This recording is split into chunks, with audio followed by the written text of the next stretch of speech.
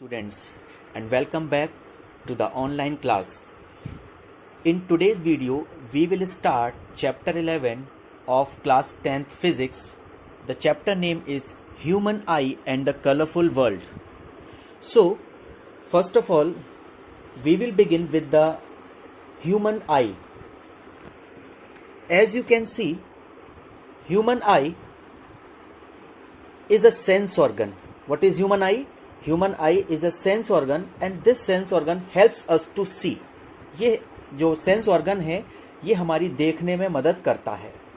Where is it located? It is located inside the eye sockets in the skull and the diameter of eyeball is roughly 2.3 centimeter. So after getting the basic information about the human eye, let's go into detail.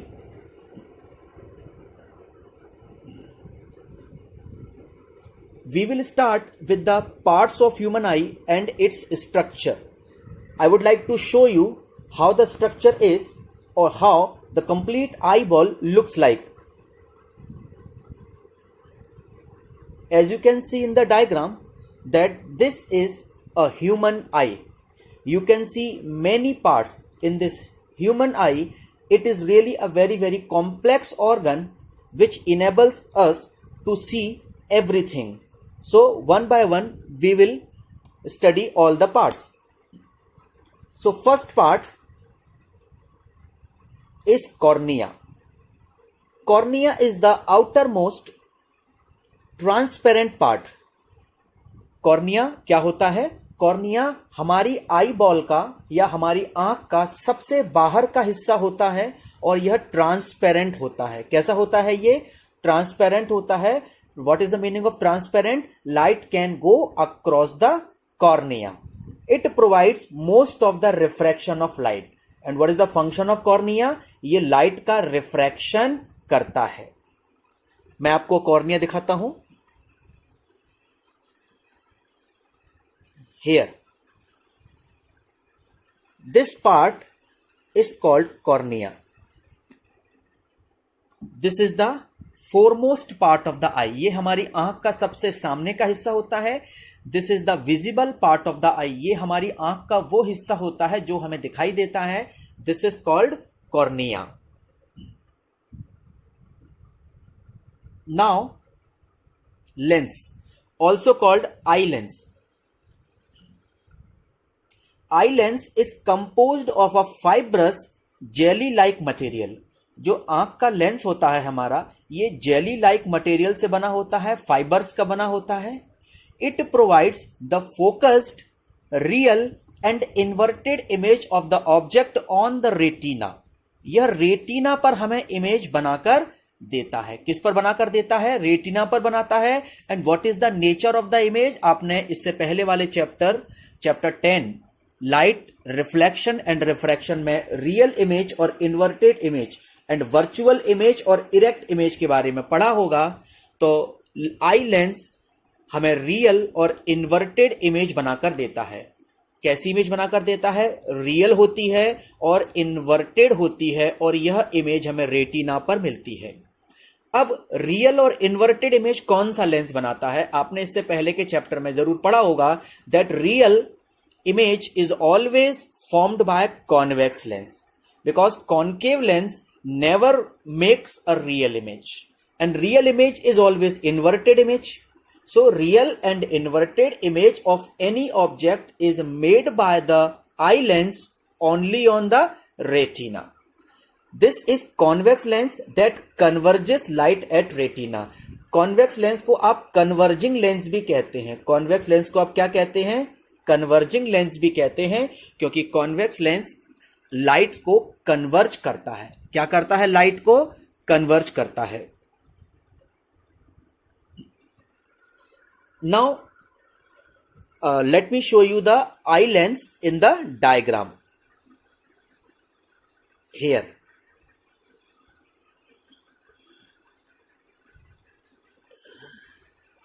this is the eye lens. You can see that it is like a convex lens and its shape is like this. So this is a convex lens. Now The next part is iris. Iris is a dark muscular diaphragm. Iris कैसा होता है? Dark colour का होता है. Either it is blue or it is blue or black. It is a dark muscular diaphragm that controls the size of the pupil. I will also tell you what is pupil. तो iris का काम क्या होता है? ये हमारे प्यूपिल, जिसे हम आंख की पुतली भी कहते हैं, इसके साइज को कंट्रोल करता है. इसका साइज कम ज्यादा हो सकता है और आयरिस हमारे एक कैमरे के शटर की तरह काम करता है. It works like the shutter of the camera. तो कभी कभी सीबीएसई में यह क्वेश्चन पूछा जाता है, name that part of the I which works like the shutter of the camera. So your answer will be iris. Iris कैमरे के शटर की तरह प्यूपिल के साइज को कम ज्यादा करता है. Late me show you iris in the diagram. Here you can see this red colored structure is iris. This one. This is iris. And what is pupil? I must tell you what is pupil. Pupil is this hole. This area is called pupil. It is like an aperture. It is like a hole through which the light enters inside the eyeball. Now let's move on to the next heading. Next part of the eye, pupil. Pupil is the window of the eye. Pupil is the window of the eye. What is the meaning of the window of the eye? इसके अंदर से होकर light जाती है, इसलिए इसे window of the आई कहते हैं. आंख के अंदर लाइट एंटर करने का ये एक होल होता है. It is the central aperture in the iris. Iris का जो सेंट्रल होल होता है, आइरिस का जो सेंट्रल एपर्चर होता है, दैट इज कॉल्ड प्यूपिल. सीबीएसई में आपसे प्यूपिल के काम पूछे जाते हैं. इसकी जानकारी केवल काम तक सीमित है. आपको इसका काम बताना होता है, तो इसके दो काम हैं.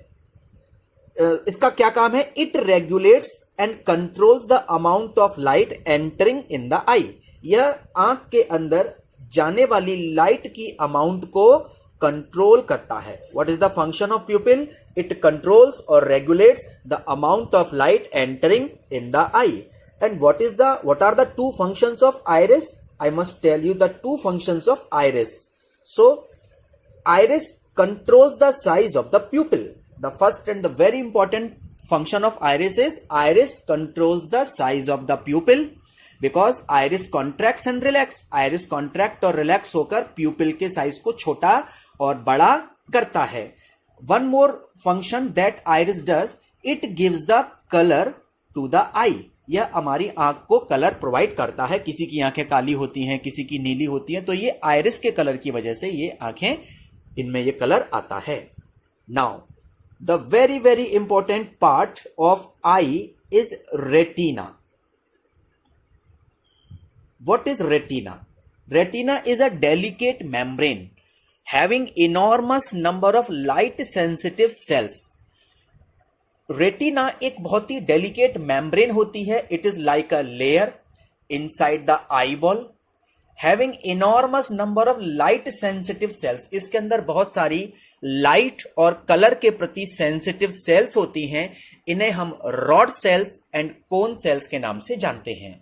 These are neurosensory cells. ये सेंसरी सेल्स होती हैं और ये लाइट को कैप्चर करने का काम करती हैं. ये दो तरह की होती हैं, rod cells and cone cells. And I must tell you one thing here, rod cells night में देखने के काम आती हैं, मतलब नाइट विजन के लिए काम आती हैं. और कोन सेल्स कलर विजन के लिए और क्लियर डे लाइट विजन के लिए काम में आती हैं. Rod sales for night vision and cone cells for color recognition and broad daylight vision. Now let me show you retina in the diagram. Here the yellow color, you can easily see this yellow colored layer. This is called retina. This yellow colored layer is called retina. It is just behind the eye lens. and it this retina image is formed. On this retina the image is formed. Now let me tell you something more that is not in the heading but here in the diagram.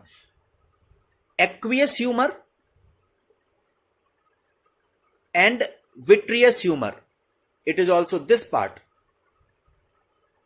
The eye lens divides the eyeball into two chambers.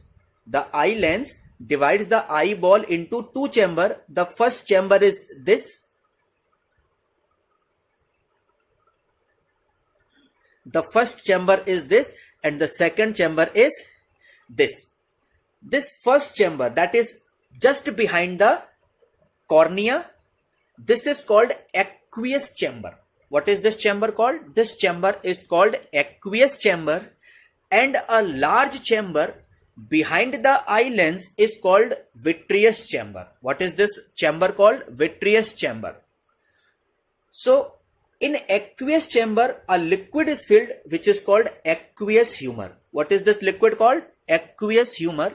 And another liquid is filled inside the vitreous chamber. This is called vitreous chamber. Inside this vitreous chamber one liquid is filled which is called vitreous humor. इसको हम क्या नाम देते हैं? Vitreous humor नाम देते हैं. You can see this vitreous humor is written here. So vitreous chamber and aqueous chamber are two parts of the eyeball in which liquids are filled. What is the function of these liquids? These liquids maintain the pressure inside the eyeball. ये जो liquids होते हैं ये eye ball के अंदर pressure को maintain करते हैं. साथ ही साथ आपको एक बात और बता दूं, कभी कभी क्या होता है कि विट्रियस ह्यूमर बहुत ज़्यादा मात्रा में सिक्रीट होने लगता है. जो लिक्विड्स होते हैं, फ्लूइड्स होते हैं आई बॉल के अंदर, वो ज़्यादा मात्रा में सिक्रीट हो जाने से अंदर प्रेशर बढ़ जाता है. और जब आई बॉल के अंदर प्रेशर बढ़ जाता है इससे परमानेंट ब्लाइंडनेस आ जाती है. इससे व्यक्ति परमानेंटली अंधा हो सकता है और इस डिसीज को हम ग्लूकोमा या ग्लॉकोमा डिसीज के नाम से जानते हैं.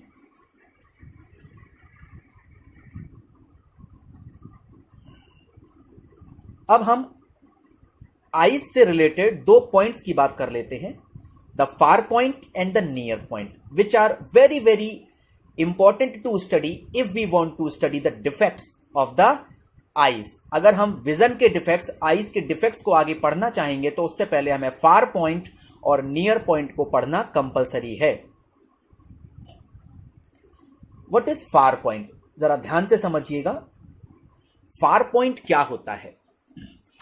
देखिए, नाम में ही मीनिंग इसका छुपा हुआ है. You just have to look at the heading very carefully. Far point, far का मतलब होता है दूर. तो फार पॉइंट क्या होता है? The maximum distance. जब भी आप फार पॉइंट को डिफाइन करेंगे ध्यान रखिएगा ये वर्ड जरूर आएगा, maximum distance. The maximum distance at which object can be seen clearly. यानी कि वो मैक्सिमम दूरी जहां पर रखा ऑब्जेक्ट हमें क्लियरली दिखाई देता है, that is called the far point of the eye. I give you one more definition of far point. Far point is the maximum distance up to where a normal eye can see.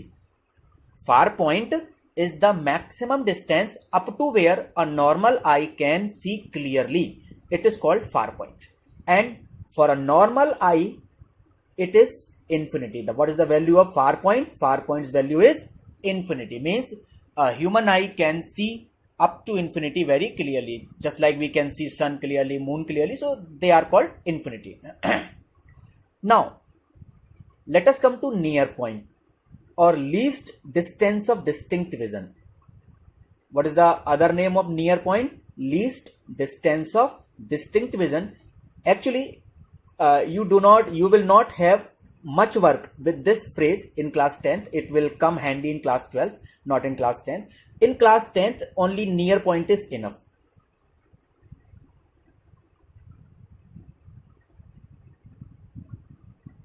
In class 10th, only near point is enough. So, what is near point? Near point is that minimum distance near point क्या होती है? Minimum distance. ध्यान रखिएगा, जब far point को define करेंगे तो maximum word आएगा, और जब नियर पॉइंट को डिफाइन करेंगे तो ये मिनिमम वर्ड आएगा। So near point is that minimum distance at which objects can be seen clearly without any strain on the eye. यानी कि मिनिमम डिस्टेंस वो कम से कम दूरी होती है जहां तक हमारी eye normally without any pressure on the eye, without any stress on the eye, हम उसको आराम से देख सकते हैं। यानी नियर पॉइंट मिनिमम डिस्टेंस होती है जहां तक हमारी आंख क्लियरली देख सकती है, और फार पॉइंट वो मैक्सिमम डिस्टेंस होती है जितनी दूर तक हमारी आंख क्लियरली देख सकती है। केवल एक वर्ड का डिफरेंस है, that is maximum and minimum. What is the difference between the far point and near point? Far point is the maximum distance and near point is the minimum distance. And what is the value of near point? It is 25 centimeter for a normal eye. ये आप values याद कर लीजिएगा क्योंकि ये आपको आगे बहुत काम में आने वाली है। So here one more important question comes. What is the range of human vision? मनुष्य की ह्यूमन विजन की रेंज क्या होती है? जैसा कि आपने क्लास 9th में साउंड चैप्टर में पढ़ा था, what is the auditory range of human ear. मनुष्य के ईयर की सुनने की क्षमता कितनी होती है? तो वो होती है 20 hertz to 20,000 hertz, 20 hertz to 20,000 hertz. इसी तरह से मनुष्य के देखने की जो क्षमता होती है, जिसे हम रेंज ऑफ विजन कहते हैं, वो होती है near point to far point, means 25 centimeter to infinity. What is the answer for this question? Range of human vision. Sometimes this question comes in 1 marks. What is the range of human vision? It is 25 centimeter to infinity, means from near point to far point. I hope till here it is clear. Then we will move further.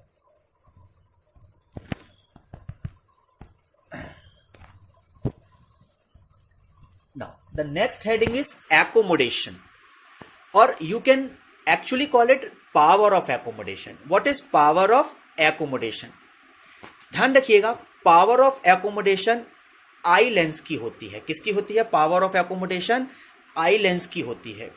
अब मैं आपको समझाता हूं कि power of accommodation क्या होती है। The ability of eye lens, the ability of eye lens to adjust its focal length. Eye lens की वो एबिलिटी जिसकी मदद से वो अपनी फोकल लेंथ चेंज कर सकता है। पावर ऑफ आई लेंस और ability of eye lens to adjust और change its focal length is called the power of accommodation. यानी कि आई लेंस अपनी फोकल लेंथ को जरूरत के हिसाब से चेंज कर सकता है। अब मैं आपको यह समझाता हूं कि आखिरकार आई लेंस को अपनी फोकल लेंथ चेंज करने की जरूरत क्यों पड़ती है। कभी हम पास का ऑब्जेक्ट देखते हैं, कभी हम दूर का ऑब्जेक्ट देखते हैं। जब हम पास का ऑब्जेक्ट देखते हैं या दूर का ऑब्जेक्ट देखते हैं तो हमारे आई लेंस को अपनी फोकल लेंथ चेंज करने की जरूरत पड़ती है ताकि फाइनल इमेज रेटिना पर ही बने। कहां पर बने फाइनल इमेज? रेटिना पर ही बने। तो फाइनल इमेज रेटिना पर ही बने, इसके लिए आई लेंस अपनी फोकल लेंथ को लगातार चेंज करता रहता है, और यह चेंज ऑब्जेक्ट की दूरी पर डिपेंड करता है। फोकल लेंथ किस बेस पर चेंज होती है आई लेंस की? Depending on the distance of the object. अगर ऑब्जेक्ट की दूरी कम है, फोकल लेंथ कम होगी। ऑब्जेक्ट की दूरी ज्यादा है तो फोकल लेंथ भी ज्यादा करनी पड़ती है। Focal length can be changed with the help of ciliary muscles. Focal length को चेंज करने में कौन हेल्प करता है लेंस को? लेंस को मदद करती हैं ciliary muscles. Now let me show you ciliary muscles in the diagram.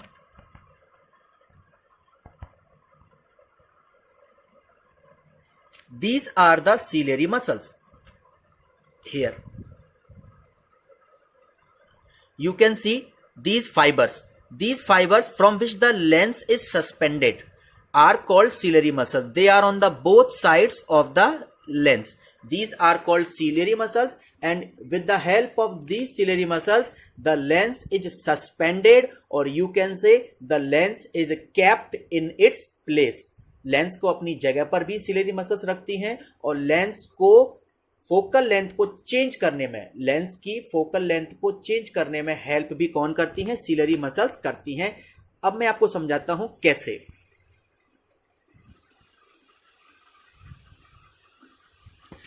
Ciliary muscles जब रिलैक्स होती हैं, सिलेरी मसल्स क्या होती हैं? जब रिलैक्स होती हैं तो लेंस थिन हो जाता है। क्या हो जाता है? लेंस थिन हो जाता है। सिलेरी मसल्स के रिलैक्स होने का मतलब है मसल्स का ऊपर खींचना। मसल्स का क्या होना? ऊपर खींचना। तो जब दोनों मसल्स, सिलेरी मसल्स ऊपर की तरफ खींचेगी, ऊपर वाली, और नीचे वाली सिलेरी मसल जब नीचे की तरफ खींचेगी तो लेंस थिन हो जाएगा। क्या हो जाएगा? लेंस थिन हो जाएगा। और आपने इससे पहले के चैप्टर में पढ़ा होगा कि thin lens have high focal length, कि जो लेंस पतले होते हैं उनकी फोकल लेंथ ज्यादा होती है। मैं आपको समझाता हूं, देखिएगा। एक लेंस थिन है और एक लेंस थिक है। थिन लेंस की फोकल लेंथ ज्यादा होगी क्योंकि इसका कर्वेचर ज्यादा है।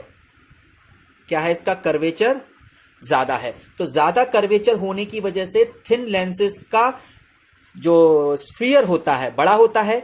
जब स्फीयर बड़ा होगा तो रेडियस भी ज्यादा होगी, रेडियस ऑफ कर्वेचर भी ज्यादा होगी, और रेडियस ऑफ कर्वेचर ज्यादा होने की वजह से फोकल लेंथ भी इंक्रीज हो जाती है। लेकिन थिक लेंस का कर्वेचर छोटा होता है।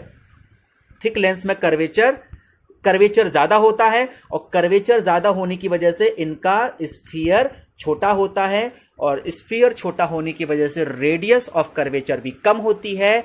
सो अल्टीमेटली फोकल लेंथ भी डिक्रीज हो जाती है। तो ये बात आप हमेशा याद रखिएगा।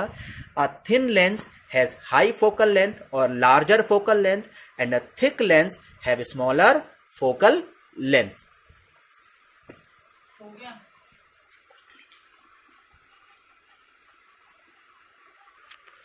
तो क्या समझा आपने? जब सिलेरी मसल्स रिलैक्स होती हैं लेंस थिन हो जाता है, और थिन लेंथ से फोकल लेंथ भी इंक्रीज हो जाती है। And as per the study अब हम समझते हैं कि अगर सिलेरी मसल्स कॉन्ट्रैक्ट होती हैं तो क्या होता है। जब सिलेरी मसल्स कॉन्ट्रैक्ट होती हैं तो अपोजिट होगा पूरा जो अपन ने अभी पढ़ा।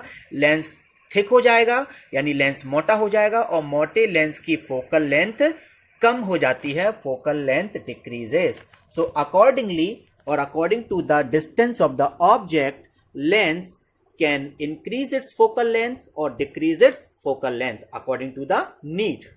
This is called the power of accommodation. So in a nutshell, if I would like to define the power of accommodation, the power of accommodation of eye lens is the ability of eye lens to change its focal length according to the distance of object. यानी कि the ability of eye lens to change its focal length according to the distance of object is called power of accommodation. And which part of the eye helps the eye lens in the power of accommodation or changing the focal length? It is the ciliary muscles. Ciliary muscles मदद करती हैं।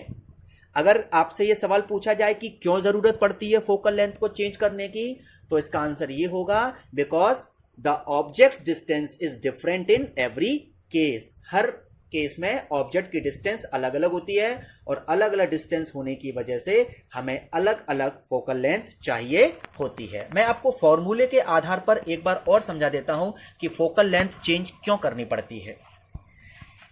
सबसे पहले diagram में देखिएगा, ये eye lens है। Eye lens आपने इससे पहले के चैप्टर में पढ़ा होगा कि लेंस से लेके स्क्रीन तक की दूरी को हम वी कहते हैं। क्या कहते हैं? वी कहते हैं, क्योंकि यहां पर हमारी इमेज बन रही है। हमारी इमेज कहां बन रही है? ऑब्जेक्ट की इमेज यहां बन रही है, और जहां पर इमेज बनती है, इमेज तक की दूरी को, लेंस से इमेज तक की दूरी को हम वी कहते हैं। और ऑब्जेक्ट हमारा फॉर एग्जाम्पल यहां रखा है, ये ऑब्जेक्ट तक की दूरी कहलाती है यू। ये आपने अच्छे से पढ़ा है इससे पहले के चैप्टर में। अब इस फॉर्मूले को आप ध्यान से देखिए।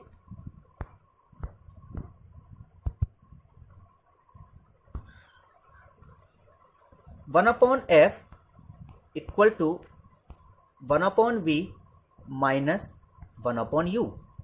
This is called lens formula. In this lens formula, there are three terms.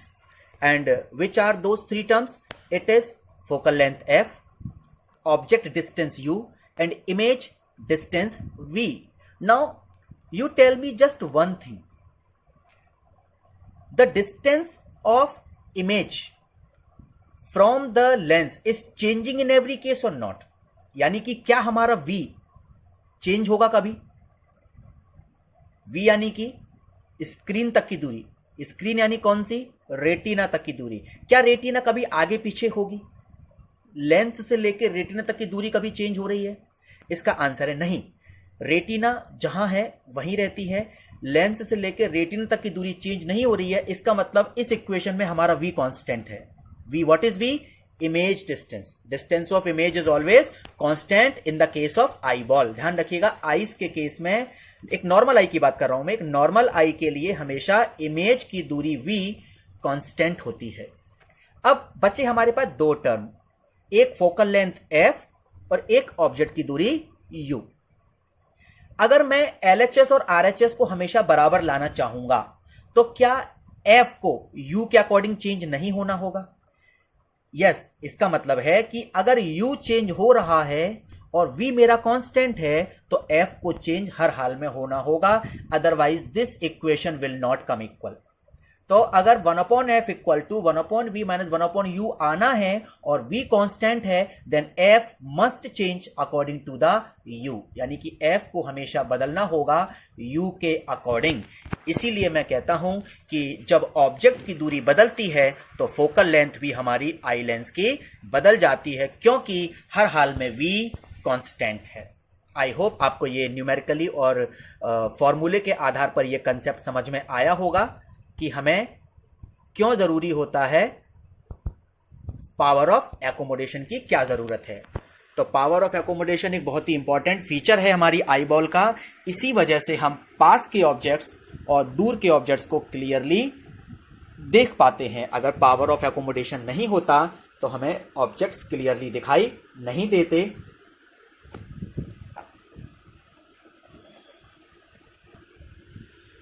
You can see one more thing here in the diagram, that is blind spot. One more spot is there, that is yellow spot. So let me tell you what is blind spot and what is yellow spot. Blind spot retina में एक ऐसा spot होता है जहां पर कोई भी image नहीं बनती है। इसका नाम ही है ब्लाइंड स्पॉट, यानी कि यहां पर इमेज नहीं बनती है। और इसकी वजह क्या है? इसकी वजह यह है कि यहां पर रॉड सेल्स और कोन सेल्स की मात्रा 0 होती है। There is no sensory cell present at the blind spot. So if somebody asks you name that point where no image is formed on retina, it is the blind spot. So oppositely, what is yellow spot? Yellow spot is that point on the retina where the brightest day image is formed. यानी कि yellow spot retina पर पाया जाने वाला वो point होता है जहां पर सबसे ब्राइट डे इमेज बनती है। और यहां पर जो न्यूरोसेंसरी सेल्स हैं, जिन्हें रॉड सेल्स और कोन सेल्स कहते हैं, ये भरपूर मात्रा में पाई जाती हैं, स्पेशली कोन सेल्स। तो आई होप आपको ब्लाइंड स्पॉट और येलो स्पॉट समझ में आ गए होंगे।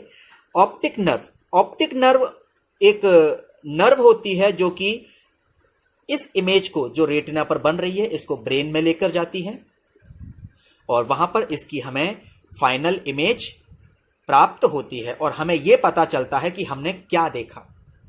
आई होप आपको ये डायग्राम समझ में आया होगा। आईज के डिफरेंट पार्ट्स भी आपने अच्छे से समझे।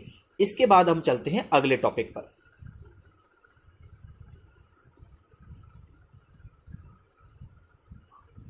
Now after completing the structure of human eye, let us move on to a very important part of this chapter, the defects of vision. इन्हें हम defects of the eyes भी कह सकते हैं, defects of the vision भी कह सकते हैं। ये बेसिकली आपको 4 पढ़ने को मिलेंगे, जिसमें सबसे पहला और बहुत इंपॉर्टेंट है myopia. Myopia is also called near sightedness. ध्यान रखिएगा, आपको क्लास 10th में इनके दोनों नाम पढ़ने हैं क्योंकि ये दोनों नाम इंपॉर्टेंट हैं, मायोपिया या नियर साइटेडनेस। अब इसमें होता क्या है, व्हाट इज दिस डिफेक्ट और what happens to the eye in this defect. Myopic person can see nearby objects clearly.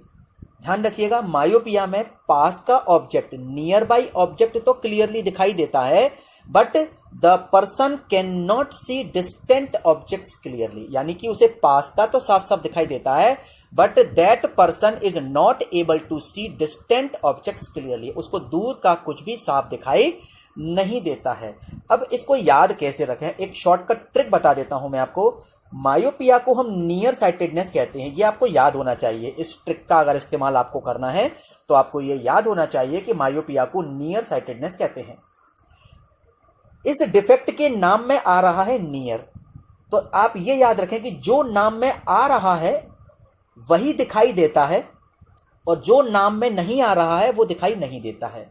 अब नाम में क्या आ रहा है, इसके नाम में आ रहा है नियर, तो हमें क्या दिखाई देगा, हमें नियर बाई ऑब्जेक्ट दिखाई देंगे। हमें क्या दिखाई नहीं देगा, फार, फार यानी डिस्टेंट ऑब्जेक्ट क्लियरली दिखाई नहीं देंगे। तो आप इस तरीके से भी ट्रिक से इसको याद कर सकते हैं। कभी कभी कंफ्यूजन हो जाता है कि नियर साइटेडनेस में पास का दिखाई देता है कि दूर का दिखाई देता है, तो इस कंफ्यूजन से बचने के लिए हम इसे इस्तेमाल कर सकते हैं। That in near sightedness near by objects can be seen clearly. In near sightedness, nearby objects can be seen clearly, but distant objects cannot be seen clearly. One more thing, what happens in the myopia? Normal eye में क्या होता है, image retina पर बनती है। Normal eyes में क्या होता है, जिसमें मायोपिया नहीं है, उसमें इमेज कहां पर बनती है, रेटिना पर बनती है। लेकिन मायोपिया में रेटिना से पहले ही इमेज बन जाती है। Image is formed in front of retina. Image कहां पर बनती है, रेटिना के पहले बन जाती है। मैं आपको डायग्राम में दिखाता हूं।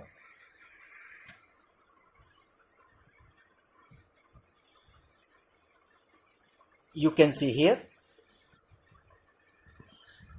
Light rays are coming parallelly at infinity, क्योंकि ऑब्जेक्ट जब हमारा इंफिनिट पे होता है तो लाइट रेज पैरेलल आती हैं। आपने इससे पहले के चैप्टर में पढ़ा होगा कि जब लाइट रेज इंफिनिट से आती हैं, जैसे कि सन से आ रही हैं या काफी दूर से आ रही हैं, तो वो एक दूसरे के पैरेलल आती हैं। कैसी आती हैं, पैरेलल आती हैं।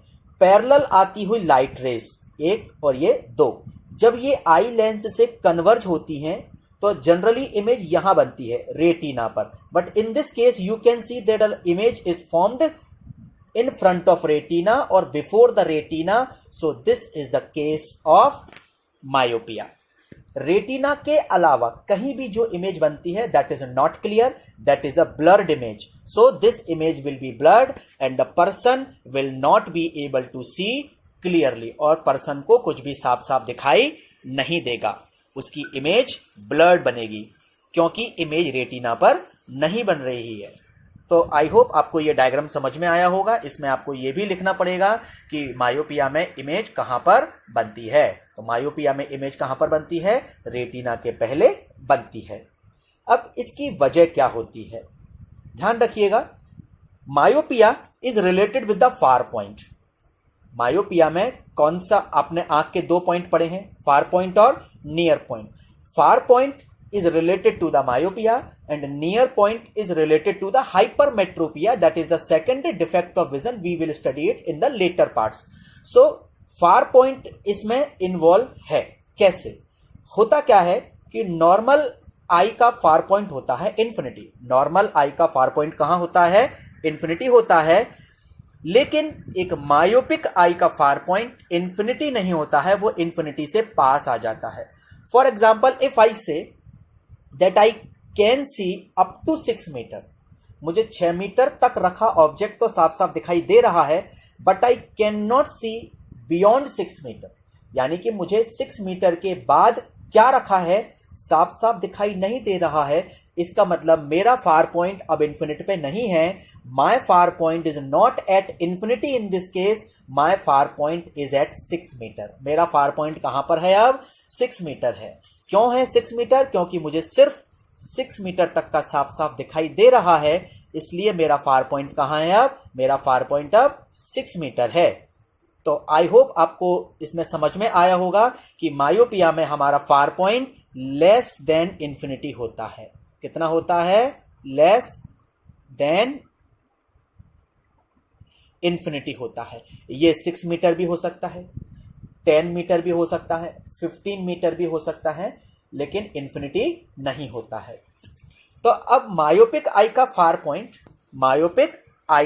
पॉइंट लेस देन इंफिनिटी होता है। जैसा कि आप यहां देख रहे हैं, the far point of a myopic eye is less than infinity.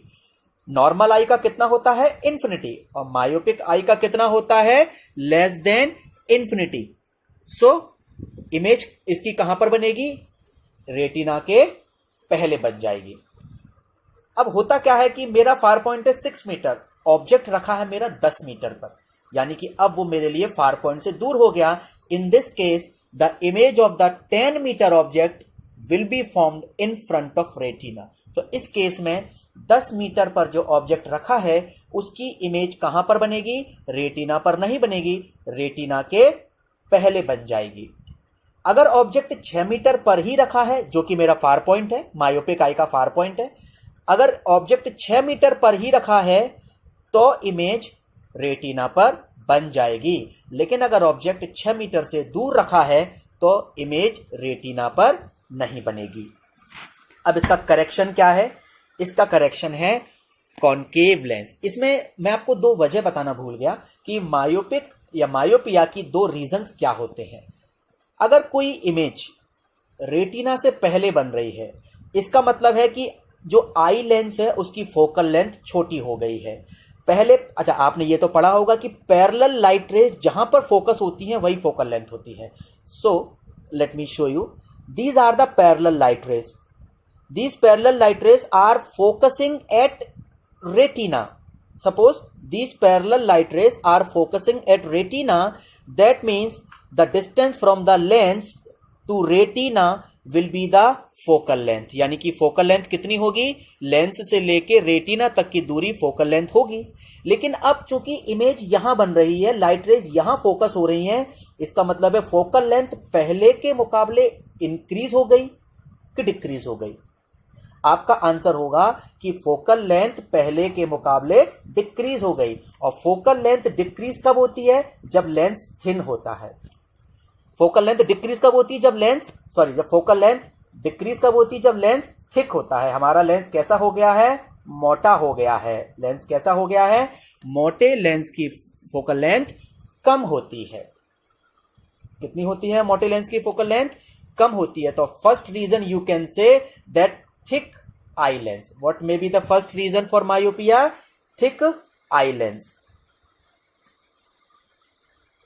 So myopia का फर्स्ट रीजन क्या होगा? आपका आई लेंस आपका कैसा है? थिक हो गया है। थिक होने की वजह से इसकी फोकल लेंथ छोटी हो गई है। अच्छा, दूसरा रीजन क्या दे सकते हैं? सपोज कीजिए आपका आई लेंस तो ठीक है, लेकिन आपका आई बॉल नॉर्मल से बड़ा है। आई बॉल कैसा है? नॉर्मल से लार्ज है। आपका आई बॉल नॉर्मली से थोड़ा सा बड़े आकार का है। तो क्या अब इमेज रेटिना पर बनेगी? इसका आंसर है नहीं। तो अगर आपका आई बॉल नॉर्मल से बड़ा है, इस केस में भी इमेज रेटिना से पहले बनेगी। So there are basically only 2 reasons for the myopia.